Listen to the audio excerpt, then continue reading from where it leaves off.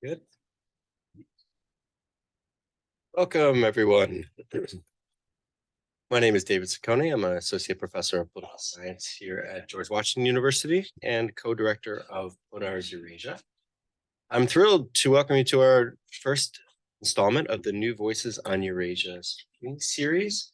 New Voices on Eurasia has been around for, I think, 8 years. This is our 8th year in business, bringing some of the best and brightest young scholars working on Eurasia broadly defined to Washington, D.C. to give a talk about their research and contextualize it and give some insights, especially for the policy community.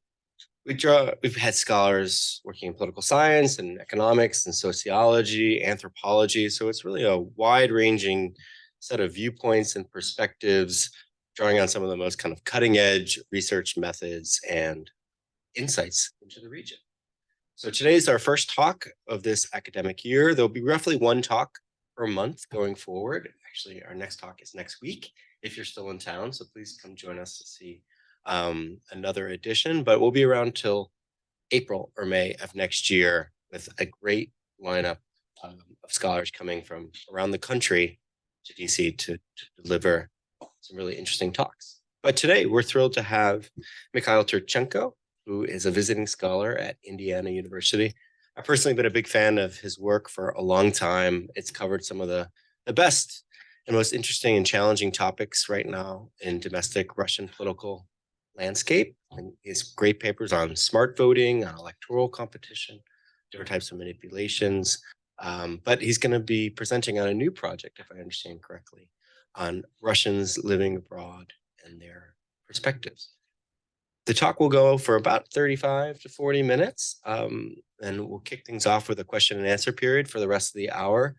We're live streamed, so anybody who's online can contribute questions, and we'll try to incorporate them as much as possible, but really look forward to a discussion with the audience, so feel free to prepare questions and contribute them after Mikhail's talk. So the floor is yours. Thank you so much for coming, and welcome.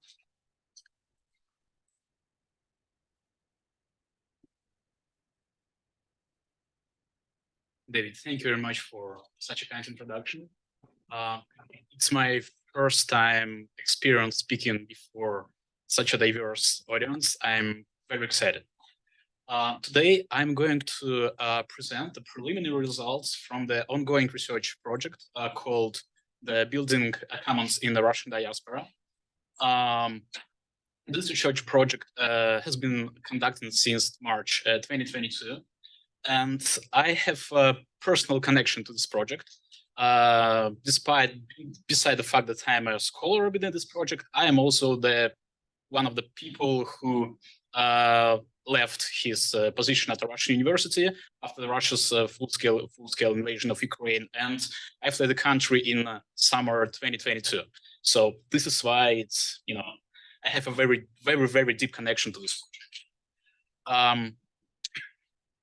What political reforms are the most important ones for would-be post-authoritarian country, for would-be post-authoritarian Russia? Are those people who collaborated with Putin's regime should somehow be treated after the transition, or it's better to let them go? Those are the questions which are worth answering right now. And I'm a big believer that the Russian wartime migrants is the best audience to ask about it. My today's presentation will be organized as follows. First of all, I will say a couple of words about the Russian wartime migrants, who they are. Then I will describe briefly the research project, the Building a Commons in the Russian Diaspora. Then I argue why do Russian wartime migrants matter. And in my second part of this presentation, I will discuss migrants' attitudes towards political reforms for post-war Russia, as well as migrants' attitudes toward transitional justice. Well, no one knows how many Russians fled the country after the full-scale invasion of Ukraine on February 24th, 2022. But there are some different estimates. The estimates vary from 500,000 people to 1 million. The most recent estimate, which was done by Russia magazine, shows that the number of Russians who fled the country because of this invasion lies approximately 800,000 people and 900,000 people. It's important to mention that this is the number of Russians who fled the country and did not return back. Who are Russian wartime migrants? Well, this slide gives you the first impression of how Russian wartime migrants different from the Russian population in general. So as you may see, Russian wartime migrants are usually richer. So approximately 27% of Russian wartime migrants can afford to buy a car in comparison to just 4% of the Russian population.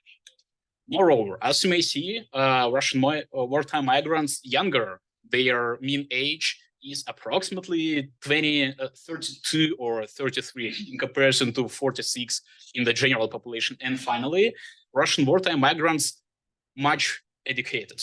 As you may see, a percent of Russian wartime migrants who have a higher education is 81 in comparison to just 27 in the general population. But most importantly, Russian wartime migrants also significantly differ from the population at large in terms of the political preferences. So on this slide, you may see the results of opinion poll that was conducted by Levada Center, the most respectful and the only independent survey organization left in Russia. This survey was conducted on March 24th, 30th, 2022, and the result of opinion poll, which was conducted by Outrash in March, April, and September 2022. So you may see that if in the general population, approximately 50% of Russians say that they voted for the pro-regime and pro-governmental party United Russia during the course of the most recent State Duma elections, which were conducted in 2021. Among the Russian wartime migrants, the percent of United Russia supporters is less than 1%. Only 6 people out of 1,700 respondents say that they supported United Russia during the course of the State Duma elections. The second idea that you can infer from this slide is that Russian wartime migrants being anti-regime, they also very active in terms of the resistance to the Putin's Russia.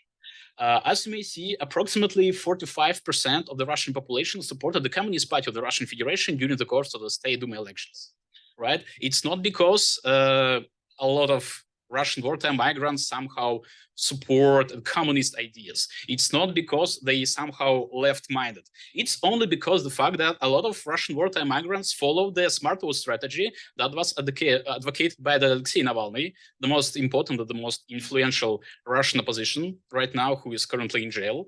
And it explains why Russian wartime migrants en masse support the Communist Party of the Russian Federation, only because of this smart war strategy. Well, to summarize, Russian wartime migrants richer, they are younger, they are more educated, they are anti-regime, and they are eager to somehow resist this Putin's Russia. A couple of words needed about the research project within which I conducted my own research. So this research project is called Building a Commons in the Russian Diaspora. This research project is conducted by 2 organizations. The first organization is Indiana University. The second organization is Outrash team. Well, a couple of words needed about the Outrash team. Outrash team combines the scholars from European University Institute, Florence, Italy, from the Finnish Institute of International Affairs, and from Tel Aviv University. This team has been organized straight after the full-scale invasion started, and this team was in charge of surveying Russians who fled the country straight after the war. The project, Building a Commons in the Russian Diaspora, is built on in-depth interviews with Russian citizens who fled the country because of the invasion. The main idea behind the sampling procedure is that only those Russian wartime migrants were asked who had an experience living in 6 following countries: Armenia, Georgia, Kazakhstan, Kyrgyzstan, Serbia, and Turkey. It's important to mention at this point is that despite the despite the fact that all our respondents had the experience living in those countries, it doesn't mean that they are still living in those countries. Speaking honestly, Russian wartime migrants considered those countries, most of our respondents considered those countries as just a transit hubs. So it means that a lot of them had already moved to different destinations as diverse as Canada or Thailand. But at the same time, it's interesting to know that no one among our respondents has so far moved to the United States at any reason. So as I have already said, this project has been conducted since March 2023, and it's still an ongoing research project. As of the end of this week, as of the beginning of this week, we have already collected about 450 interviews, but only just a limited number of those interviews were available for the analysis when I was doing this research project. So my talk and my research is based on just the fraction of all this amount. I done my research on just 216 interviews with Russian wartime migrants. Well, a couple of words about the people whom I investigated. So most of those people moved from Russia to Georgia, as you may see. The majority of them, 86 people, followed by Turkey, Kazakhstan, Serbia, Armenia, and Kyrgyzstan. Just a very small number of people moved to Kyrgyzstan from Russia. Let's move on. In terms of age, in terms of education, those wartime migrants whom we interviewed resemble the general population of wartime migrants. They are younger with mean age of 33. They are extremely educated. Moreover, in our sample, we have 12 people with doctorate degrees, mostly with PhD degrees. Our respondents departed Russia from the big cities such as Moscow, St. Petersburg, and any other million plus cities. And speaking about the gender structure, male are slightly outnumbered women. So what are the reasons for living in our sample? Well, as you may see, Russian wartime migrants whom we interviewed are equally divided on the reasons for living between two main categories. The first category is mobilization. So this category includes those people who fled the country not straight after the invasion started, but after the mobilization was announced on September 21st. But at the same time, we may see that a significant portion of Russian wartime migrants fled the country because of moral disagreement with what's going on, with the fact that Russia, their home country, invaded the neighbor country. Looking at this graph, looking at this picture, it's important to mention that sometimes in their testimonies, Russian wartime migrants mentioned more than one reason for leaving the country. So it means that sometimes people say that we decided, we made a decision to leave the country because of, for instance, mobilization and moral disagreement, or because of moral disagreement with the what's going on, and for instance, the inability to protest because of the increased repression that has been increased right after the war started. We all remember about those censorship laws and etc. On this picture, you also may see the different reasons for leaving the country, fears of the first days, all decision, job relocation, and so on. Speaking about the decision, speaking about the ideas to return, again, our sample is divided approximately evenly between those people who say to us that they not going to return to Russia any longer, they are not going to return to their homes. 88 people say that. And those people who say that they are going to return to the country after they see some changes in its policy, and probably after the war will be end. So 86 people say that they are going to return. And we also have a remaining number of people, 42, who said that they are unsure. Probably they would be willing to return to Russia at this point, at this particular period of the time, but at the same time, they consider that things could change in the future. They could give some residence permits. They could take root in their home countries, and therefore it could prevent them from returning to Russia. But at this point, it's important to mention that our sample is approximately evenly divided between those who would like to return and those who would like to stay abroad. It brings me to the, discussing the issue, why do Russian wartime migrants matter? Why should we consider their opinions toward the political changes and traditional justice back in Russia? Well, first of all, Russian wartime migrants share the insider knowledge of Russia's political, economic, and social systems, so they are insiders. Russian wartime migrants, as I have already said, constitute the most educated and politicized segment of the Russian society. Many fled the country because of moral disagreement with the war. Many fled the country because of the fact that they could not protest, they could not express their voice being in Russia. Many expressed, as I just demonstrated to you, many expressed a desire to return home and become politically active. Not just returning to home, but also became very politically active in the future. And finally, a fraction of our respondents reported that they themselves were victims of Putin's regime.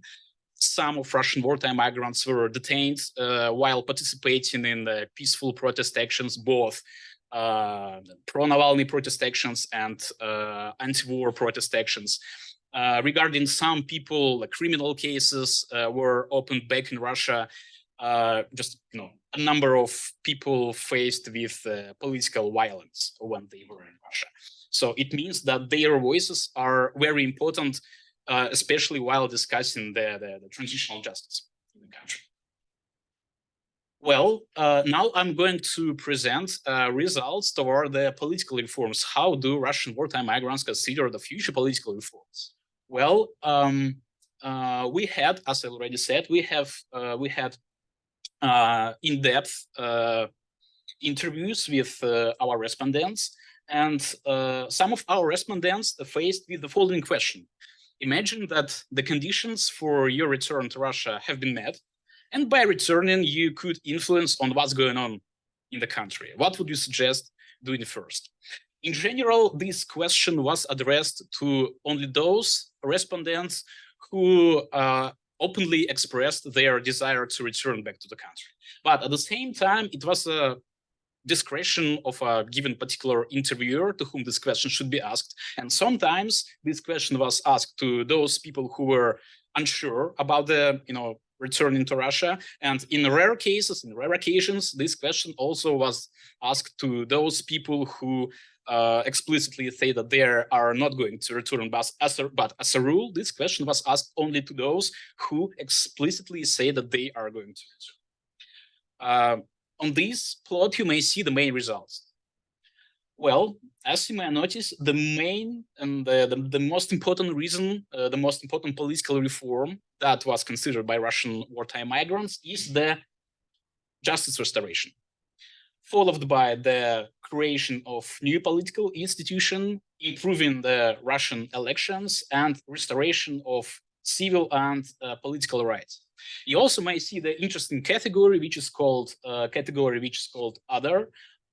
Sometimes while answering the question about particular political changes, people were saying about the fact that they are going to return to Russia and probably continue their work as professionals, right? To be a good teachers, to be a good IT specialist. They were willing paying taxes because of the fact that all those variety of answers could not be, inserted in any category. I just combined them in the category other.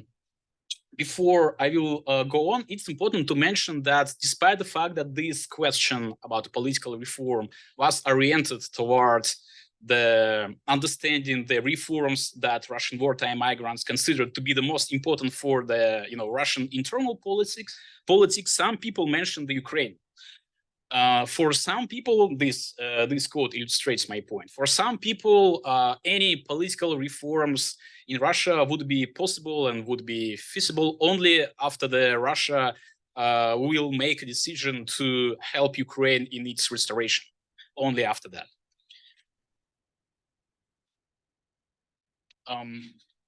Let's look at the most important opinion, let's look at the justice restoration.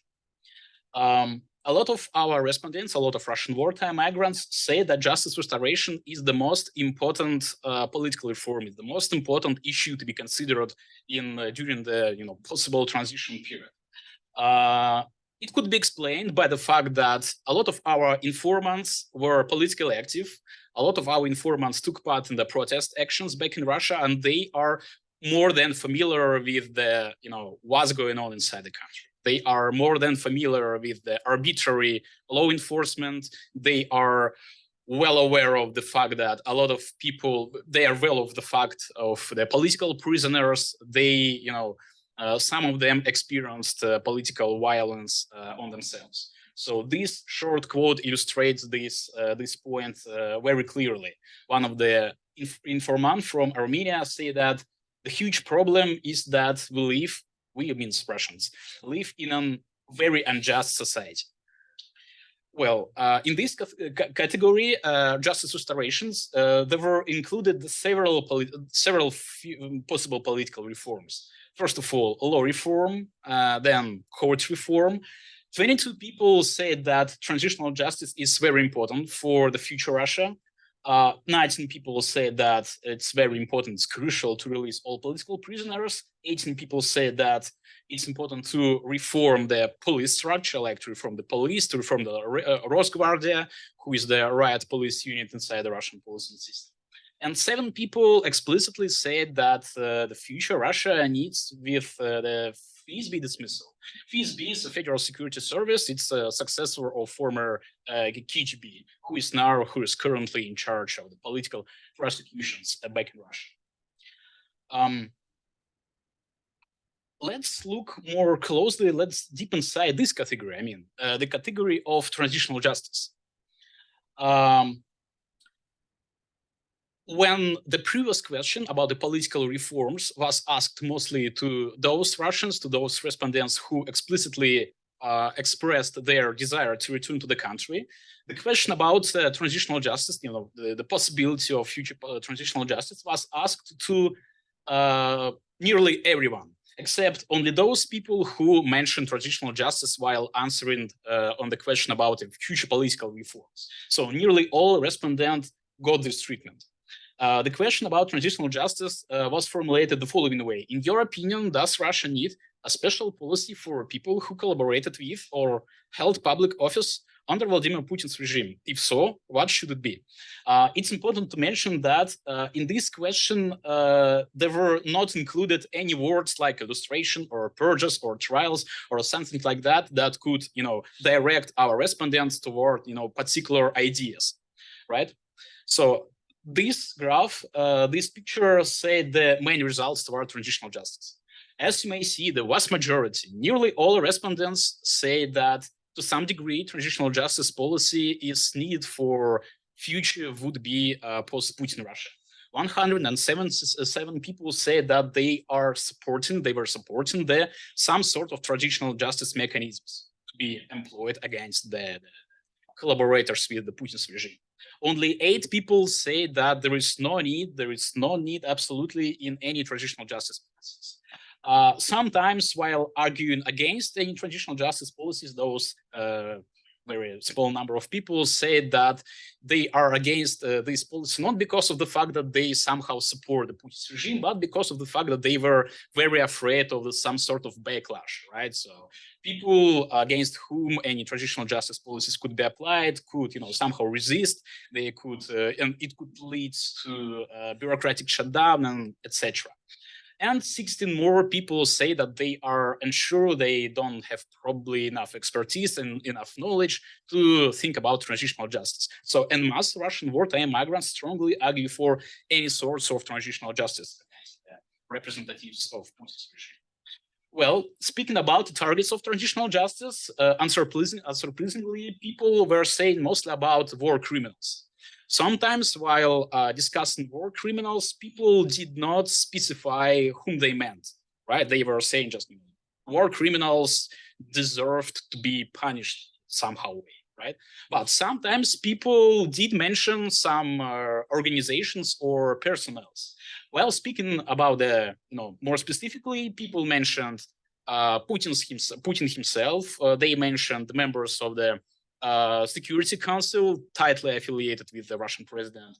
They mentioned the officials of Russian Ministry of Defense, and of course, some of our respondents mentioned the mercenaries, in particular the Wagner Group. Some of our respondents, while discussing about the transitional justice, mentioned the security apparatus, mostly the Federal Security Service. Also, people mentioned top civil officials. They included in this category State Duma deputies, the members of the Federal Council, the most important governors, mayors, and etc. 16 people mentioned propagandists, whom they consider to be in charge of spreading the hate speech across the whole Russian population. 10 people, interestingly to mention their fellow citizens, right? I will, move to fellow citizens a little bit later. 8 people mentioned judges, 6 people mentioned bureaucracy, and 5 people mentioned school teachers. It's very interesting, by the way, why people mention school teachers. The reason is that now the Russian government, the Russian state, is considering school teachers as the main pillar of the distribution of the state-controlled propaganda machine across the children. And some of our respondents even mentioned that the main push factor, the main decision for them to leave the country was the fact that, they are not they're not willing to see their teachers to be studied in the Russian schools, taught by the Russian teachers who spread the propaganda. Right. While speaking about mechanisms of transitional justice, people mention, most of the time, people mention lustration and purges. It's important to mention at this point that, analytically speaking, there is a difference between both lustration and purges. Lustration is about the revealing of the secret collaborators with the, the former authoritarian regime, right? So if some people worked with the Secret Service, it's important to know who were those peoples because they are unknown. But at the same time, purges are about the punishing of well-known collaborators with the Putin's regime. So there is no need to make any illustration towards, for instance, the Mishustin, who is a Russian premier minister, because everyone knows about Mishustin. Everyone knows that Mishustin is a premier minister, right? But it's important to know who collaborated with, for instance, the Federal Security Service. Also, Russian wartime migrants often mentioned that they are diehard supporters of trials against the collaborators with the Putin's regime, including international trials. So 18 people mentioned the international trials. And 14 people mentioned informational campaigns and truth commissions, and just 2 people mentioned any apologies or any compensations. Sometimes our informants, our respondents were very radically, minded about what was going on with what should be done towards the Putin's collaborators, and when they were giving some very radical answers, they were counted as others. So you may see that 20 people were kind of radical. Speaking about the connection between the targets of traditional justice and specific mechanisms to be employed against them, I would like to start discussing from the war criminals. So those 2 quotes are showing us that while speaking about wartime, war criminals, our respondents were arguing mostly for trials, right? Including even not only domestic trials, but also international trials, like bringing them to the Hague. While speaking about top official security apparatus and propagandists, our respondents also were very decisive, very eager that some sorts of traditional justice should be employed against those representatives of Putin's regime. Speaking about the propagandists, our informants also were saying that some sort of trials are needed against them. But while speaking about, for instance, civic top officials, they were arguing not mostly about trials, but mostly for some sort of purges, right? So those people who were in charge of Russian economy, who were in charge of the running Russian state, should not probably, hold their positions, hold their offices anymore sometime in the future. While speaking about the secret apparatus, our informants were saying mostly about both purges and lustration. So we don't want to see any more Federal Security Service. It's about the purges, but at the same time, they were saying that it's very important for the future Russia to know who collaborated with the Putin's regime. We should know who were kind of agents of federal security services. We should know the names of those people who were in charge of the atrocities made by Russian state in Ukraine. We should know the names of people who were in charge of human rights violations back in the country.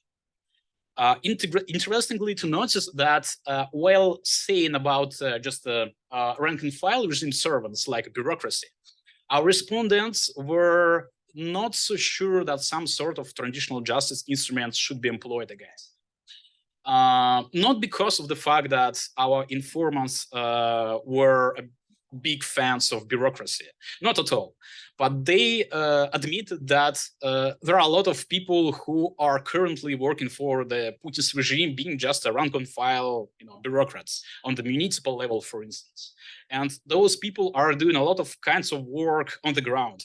And because of this fact, it's probably would be not a good idea, not a great idea somehow to punish them. But at the same time, some of our informants were saying that even low profile officials should be deserved a very severe transitional justice. But those ideas were not very common across our sample. Well, this plot shows explicitly the linkages between the targets of potential targets of transitional justice and the tools, the mechanisms to be employed against. So you may clearly see that while saying about wartime criminals, as I have already said, our respondents were arguing about trails. The same story is applied toward propagandists, those slightly green lines. While saying about security apparatus, our informants were saying that those people should mostly face with lustration and purges. The same story relates to high-profile officials.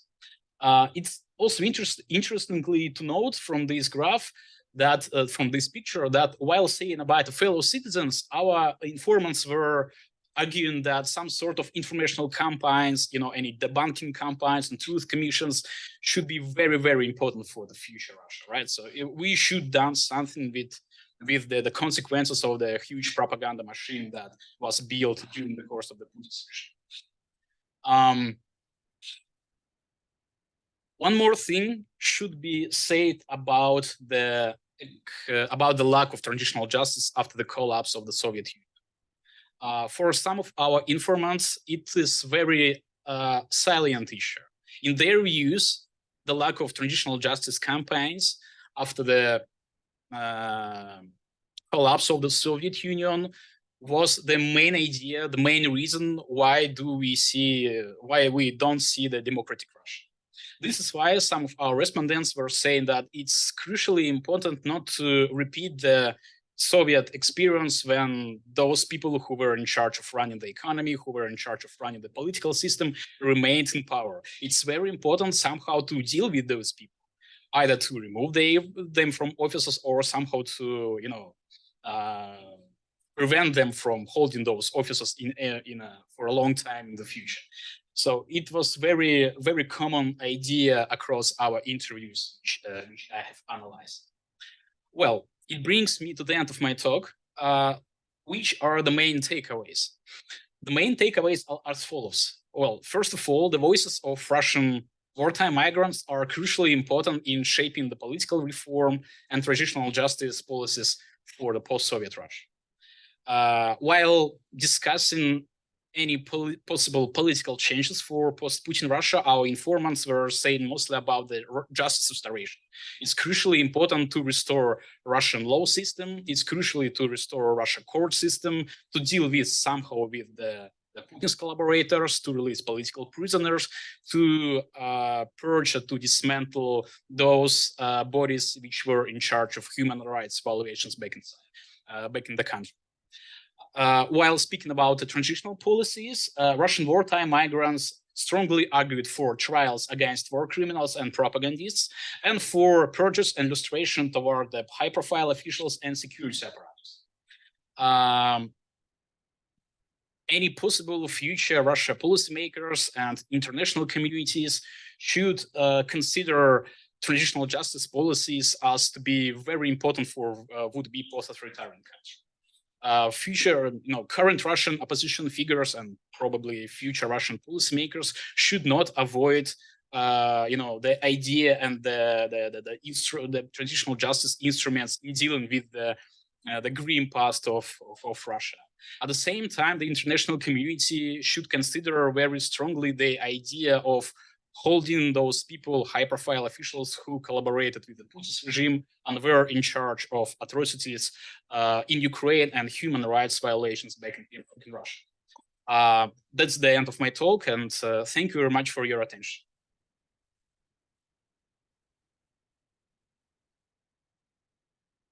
Thank you very much. That was fascinating. I'm going to use the chair's prerogative to kick things off with a question for you. And it gets at the first point that you make right there, which is that there's a strain in recent political science literature that outmigration can be very good for autocrats. And the way that your data is presented, it does seem that Putin may have relieved himself of 1 million of his most fervent opponents who are now scattered around the world, and potentially the smaller number with actual aspirations or ability to come home in the future. So I want to talk a little bit about, is this good or bad for the regime that people hold the views that they do are now sitting around the world? And I want to push a little bit about this. How important are these migrants for shaping future political developments in Russia? And is that contingent on their return, or is there some kind of influence they can project from abroad? And then kind of parceling that is, do you think that people in your survey held these views before they emigrated?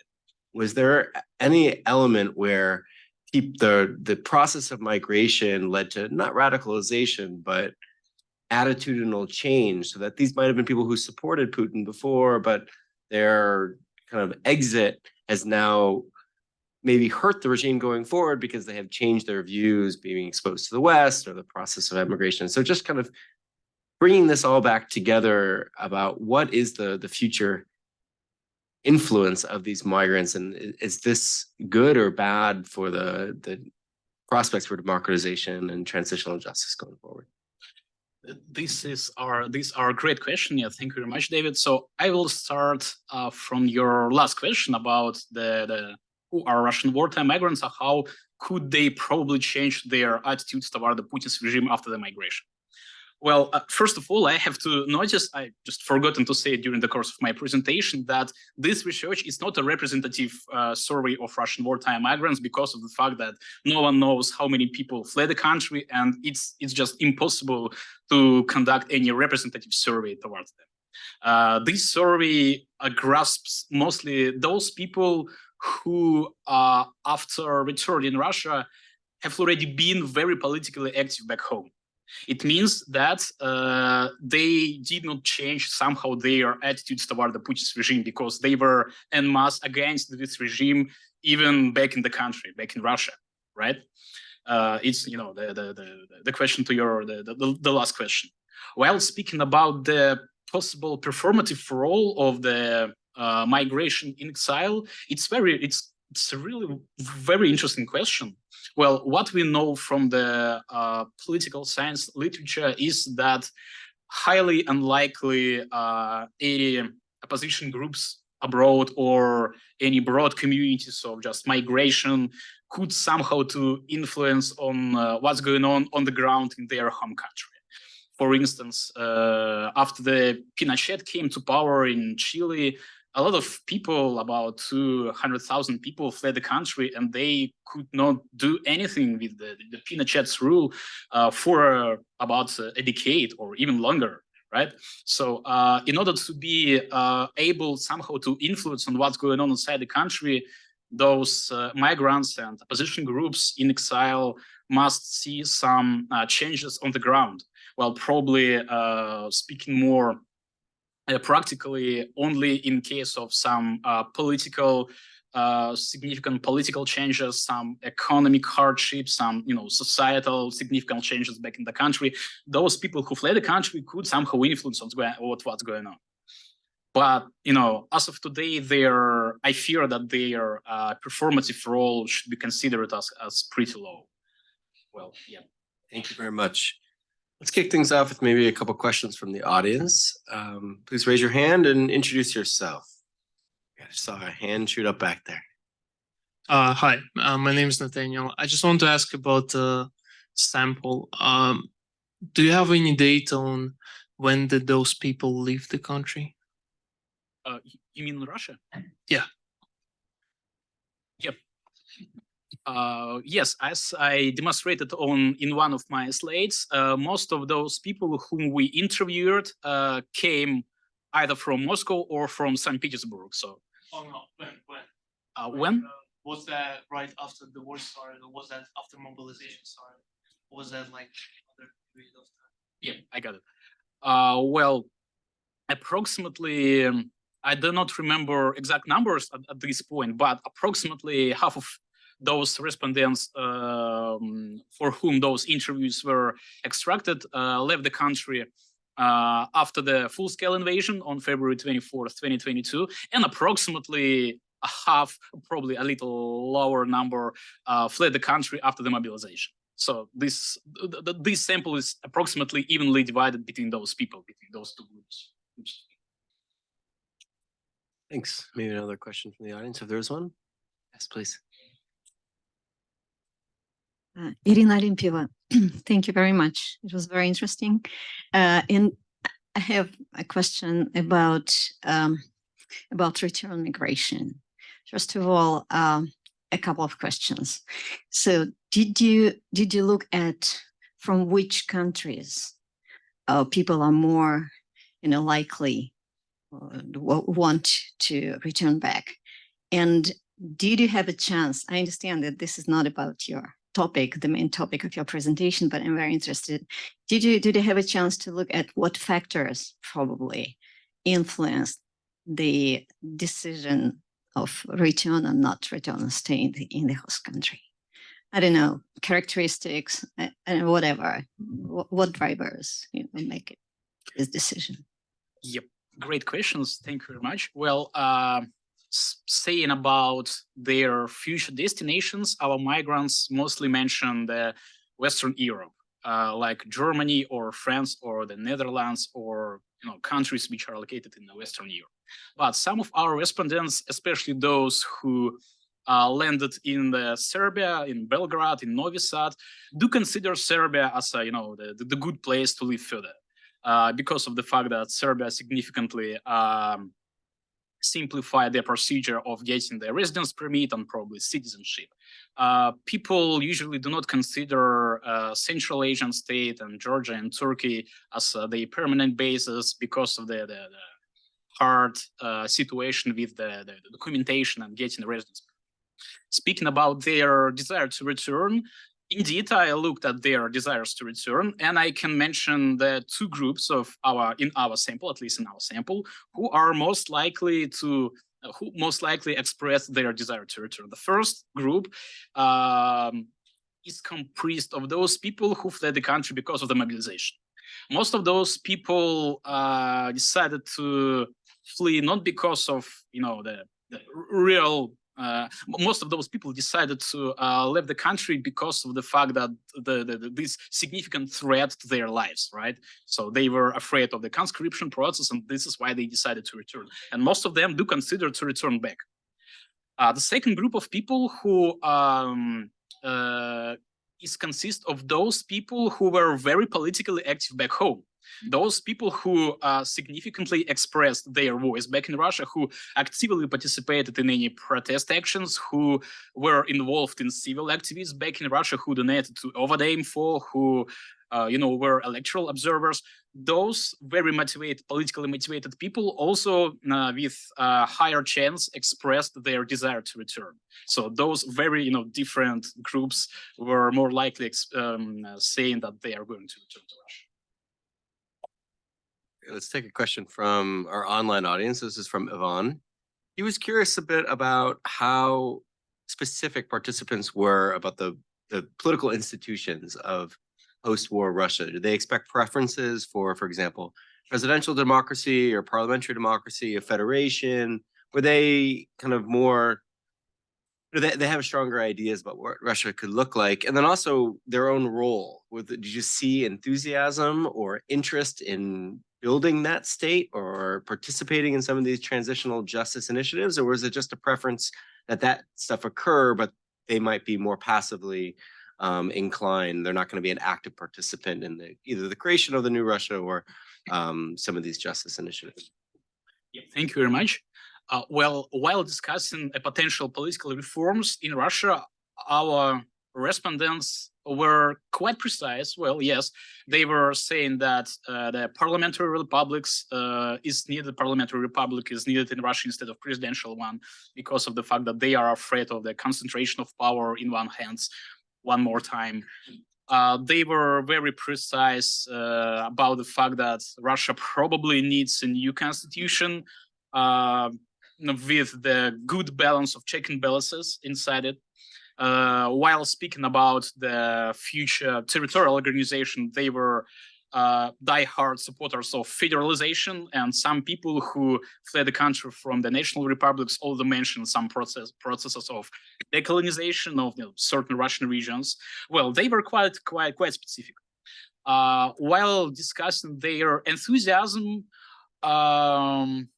well, it's a hard question, because while answering the question about the political reforms, people mostly, just, saying them. So we would like to see the new constitution, we would like to see check and balances, we would like to see federalization instead of unitary state, but they were very enthusiastic while speaking about transitional justice. Some of our respondents were answering this question in length, like, several minutes, saying how they are disappointed with these people who are currently in power, mentioning all those, crimes and atrocities in Ukraine and human rights violations back in Russia. So while answering the question about transitional justice, they were very emotional. Great. Maybe in the back. Oh, and then we'll do questions.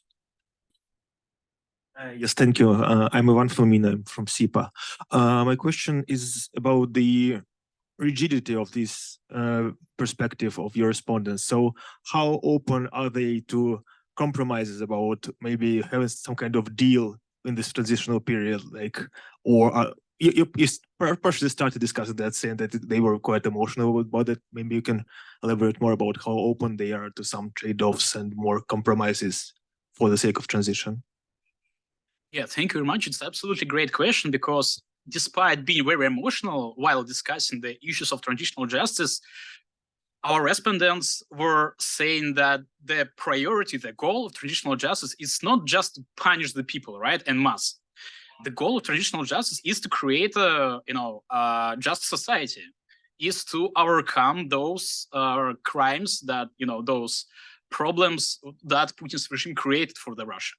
And they were openly acknowledged the fact that while designing these transitional justice instruments, we should be very, very attentive toward those people should be, treated with those mechanisms.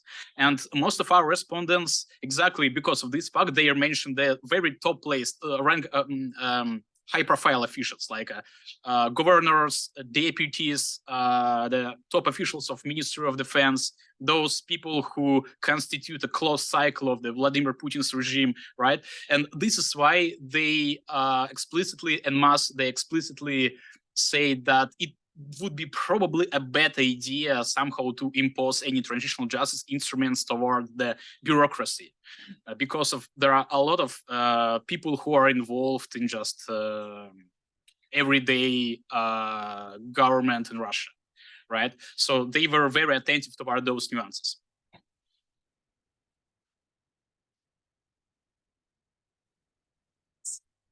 Thank you. My name is Maria Lipman. I'm a visiting scholar here at IRIS.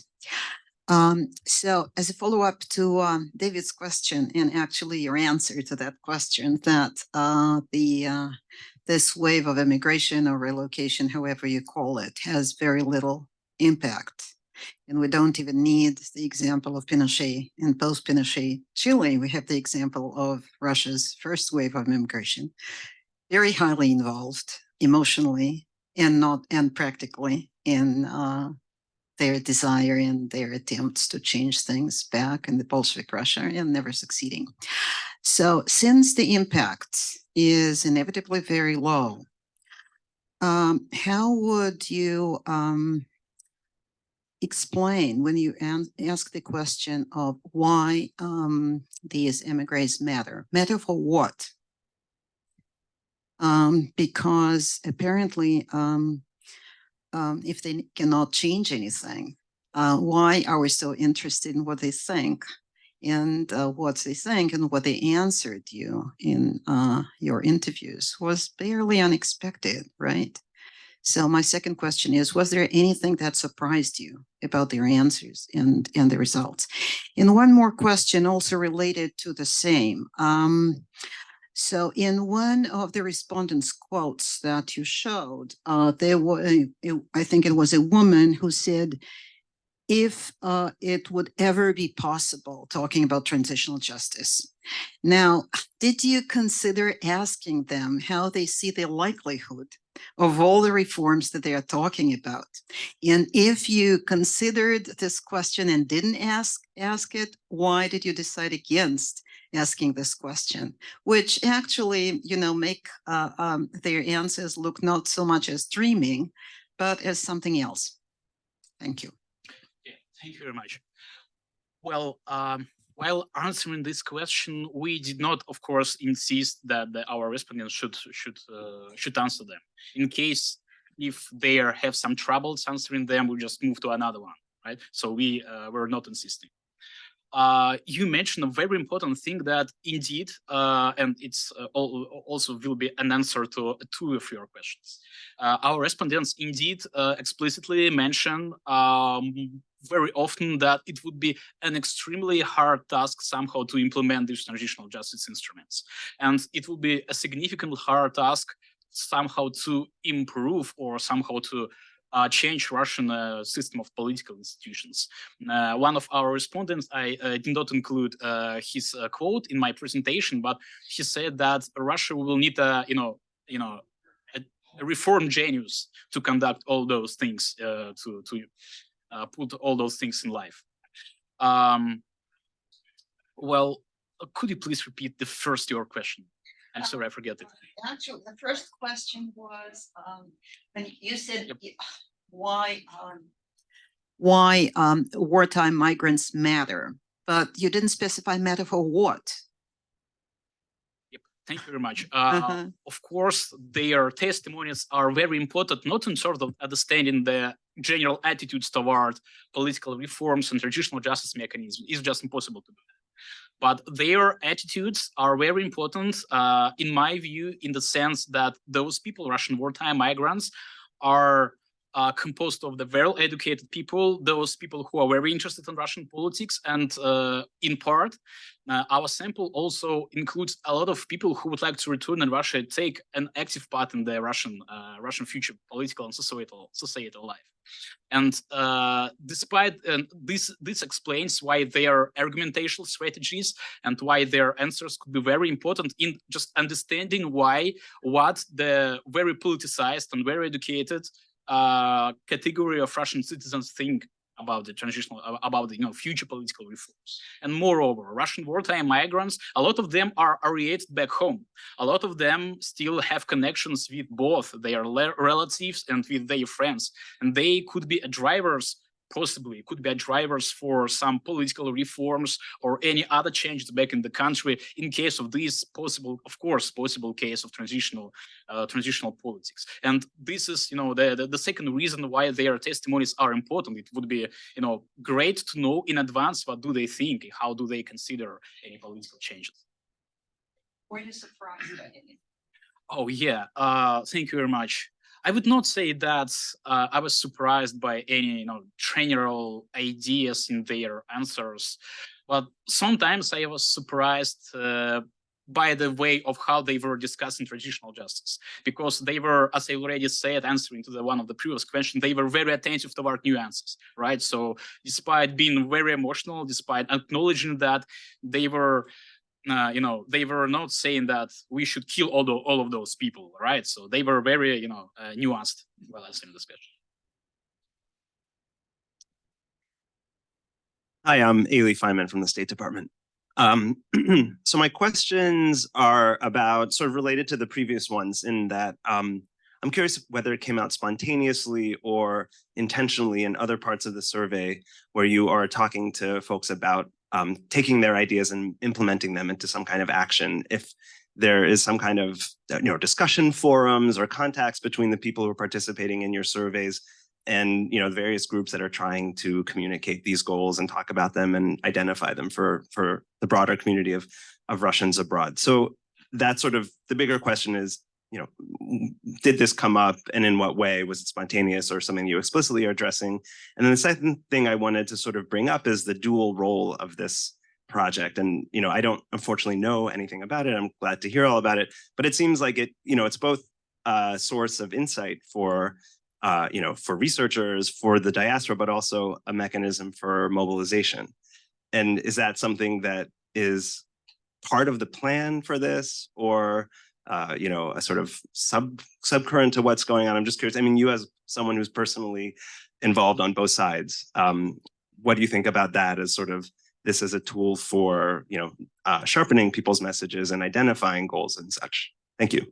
Yeah, thank you very much. Please don't give the microphone back. I would like to clarify your first question. Yes. Answering about those spontaneous things you Right.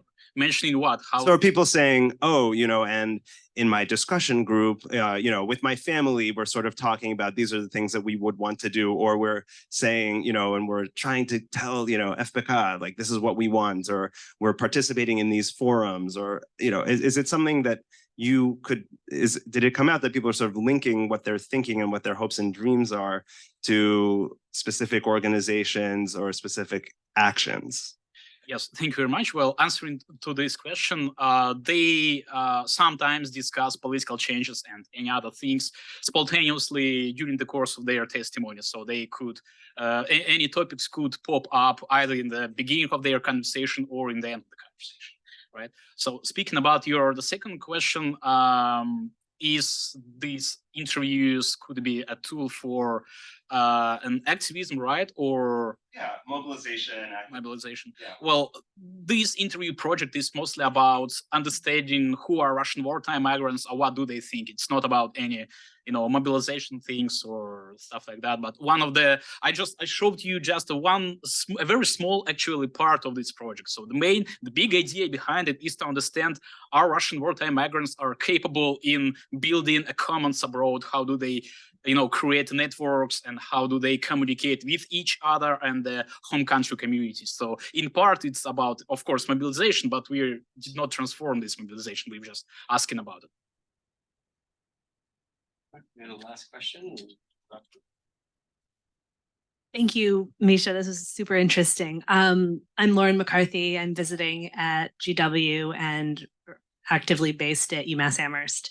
I am really interested in a similar question that was asked before about the specificity of reform suggestions, in particular on the justice system, which seems to be something that came up a lot. And I'm wondering if the discussion about justice is at the same sort of level of specificity as about the change in political institutions, or is it really like the kind of quote that you put up, we live in an unjust society and we need to make it better? And so I'm very curious, sort of concretely, are there suggestions, or is it this general sense of the laws are unfair, things are unfair, we need to do something? Thanks. Yes, thank you very much. Well, I showed you in a previous slide a very interesting picture of the interesting plot with some, linkages between targets of traditional justice and, particular instruments to be employed. Again, those people barred. The truth is that while answering this question, most of the time, people were not be very specific, right? So while, seeing that they were asked about any types of transitional justice, they were just saying that, well, okay, of course, those people who collaborated with the Putin's regime must be somehow to treated with the transitional justice. But of course, not of them were very specific. It was rather, a rule to be unspecific while answering this question. But even being unspecific, they mentioned that like wartime criminals should be somehow punished, right? Some people did not mention any specific instruments, but they mentioned some specific groups like wartime criminals. So to make a long category of justice restoration, like the sort of broader category of which transitional justice is some part. Yes, exactly. I'm afraid we're out of time. Thank you so much, Mikhail, for sharing your research and your thoughts on a good amount of questions here. Thank you all for coming. Look for more emails in your inbox about future iterations of this series. We hope to see you back very soon, but thanks so much for coming.